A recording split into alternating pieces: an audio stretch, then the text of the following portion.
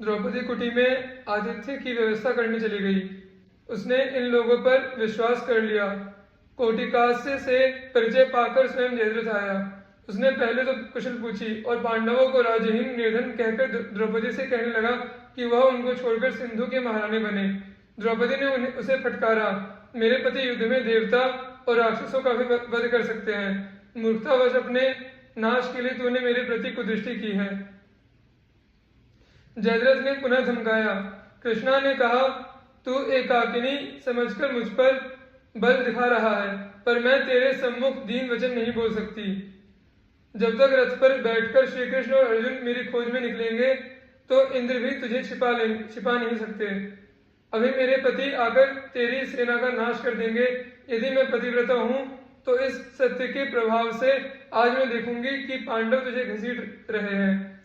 जयद्रथ ने द्रौपदी को पकड़ना चाहा। उसे धक्का देकर पांचाली ने धौम्य मुनि के चरणों में प्रणाम किया और इसलिए स्वयं रथ में बैठ गई कि जयद्रथ उनका स्पर्श न करे। उनको लेकर जयद्रथ ससैन्य चला। पांडवों ने वन में श्रृगाल को रोते हुए पास से जाते देख अमंगल की आशंका की। वे शीघ्रता पूर्वक लौटे। आश्रम में धात्री को रोते देख उससे पूछकर उन्होंने समाचार ज्ञात किया। आगे बढ़ने पर धौम्य मुनि पैदल सेना में भीम को पुकारते हुए जाते दिखाई पड़े। भयभीत होकर पैदल सेना ने तो शरण मांग ली।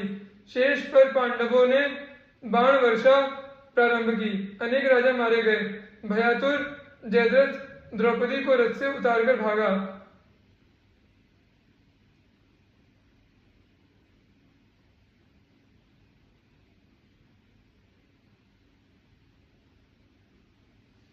द्रौपदी धौम्य मुनि के साथ धर्मराज के पास लौट आई। बहन दुशला दुर्योधन की बहन का ध्यान करके जयद्रथ को मारना मत, बहन को विधवा मत करना।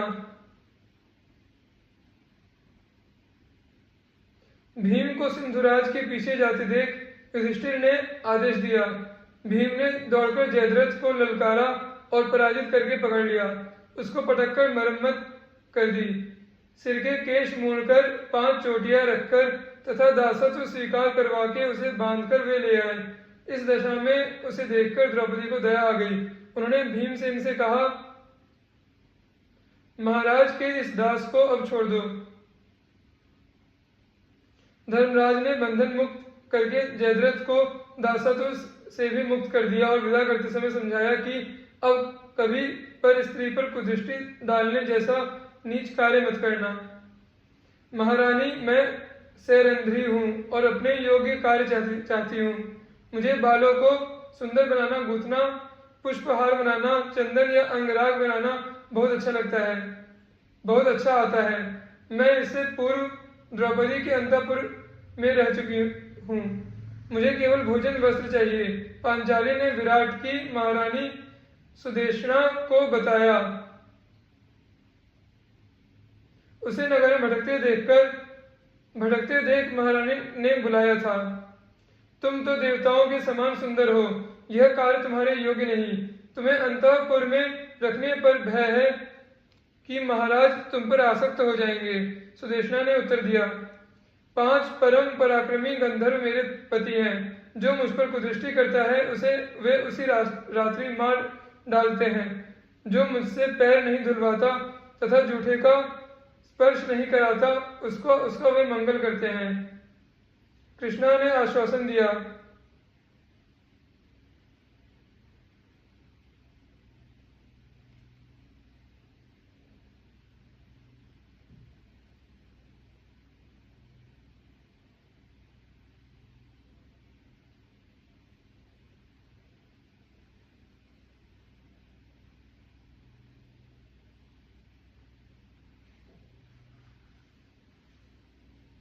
तुम्हें पैर नहीं धोने होंगे और उच्छिष्ट भी स्पर्श नहीं करना पड़ेगा। तुम मेरे समीप आदर पूर्वक निवास करो। सुदेशना ने स्वीकृति दे दी। तुम इतनी सुंदर कौन हो? यह कार्य तुम्हारे योग्य नहीं, मुझे स्वीकार करो। एक दिन विराट के सेनापति कीचक ने अंतःपुर में सैरंध्री को देखकर कहा, वह उसके सौंदर्य पर मुग्ध हो गया था। द्रौपदी ने पर स्त्री के प्रति आकर्षित न होने के लिए उसे समझाया, किंतु वह दुष्ट बराबर हठ ही करता रहा। गंधर्वों के भय का भी उस पर कोई प्रभाव न हुआ। उसने द्रौपदी से कोरा उत्तर पाकर अपनी बहन सुदेशना से प्रार्थना की। सुदेशना ने द्रौपदी के अस्वीकार करने पर भी बलपूर्वक रस लाने के बहाने उन्हें कीचक के भवन में भेजा। उन्मत्त कीचक ने उन्हें पकड़ने का प्रयत्न किया। किसी प्रकार उसे धक्का देकर भागकर वे राजसभा में आई। पीछे दौड़ता हुआ कीचक वहां भी पहुंचा और उसने द्रौपदी को केश पकड़कर पटक दिया तथा पाद प्रहार किया। सूर्य द्वारा द्रौपदी की रक्षा में नियुक्त राक्षस ने आंधी के समान कीचक को दूर फेंक दिया। वह गिरकर मूर्छित हो गया। भीमसेन और अर्जुन दोनों क्रोधित हो गए, पर धर्मराज ने संकेत से उन्हें रोक दिया। द्रौपदी ने सभा भवन के द्वार पर खड़े होकर कहा, मेरे महापराक्रमी पति सूत द्वारा मेरा अपमान कायरों की भांति देख रहे हैं। वे धर्मपाश में बंधे हैं। यहाँ का राजा विराट एक निरपराध स्त्री को इस प्रकार मारे जाते देखकर चुप है। यह राजा होकर भी न्याय नहीं करता। यह लुटेरों का सा धर्म राजा को शोभा नहीं देता। सभासद भी इस अन्याय को चुपचाप सह रहे हैं। सभासदों ने द्रौपदी की प्रशंसा की। महाराज विराट कीचक के बल से दबे थे। उसने अनेक देश जीते थे। यद्यपि वह लंपट था, प्रजा से धन लूट लेता था और प्रजा की स्त्रियों के साथ अत्याचार करता था, परंतु महाराज उसका विरोध नहीं कर सकते थे, अतः वे चुप रहे। धर्मराज ने संकेत से कहा, तेरे पति तेरे कष्टदाता को अवश्य नष्ट कर डालेंगे। वे अभी अवसर नहीं देखते, तू अंतःपुर में जा। द्रौपदी अंतःपुर में गई। सुदेशना ने उसे आश्वासन देने का प्रयत्न किया। रात्रि में द्रौपदी ने भोजनालय में भीमसेन के पास जाकर रोते हुए कहा, तुम लोगों को इस वेश में देखकर मेरा हृदय फटता है। मुझे भी सुदेशना की दासी बनकर रहना पड़ रहा है। अब तो यह अपमान मैं सह नहीं सकती। कीचक नित्य घृणित संकेत करता है और गंदी बातें कहता है। आज उसने भरी सभा में तुम सबके देखते मुझे मारा है। अब वह मुझे नित्य मारेगा और बल प्रयोग करेगा। यदि तुम मुझे अवधि पूर्ण होने तक चुप रहने को कहोगे तो मैं प्राण दे दूंगी।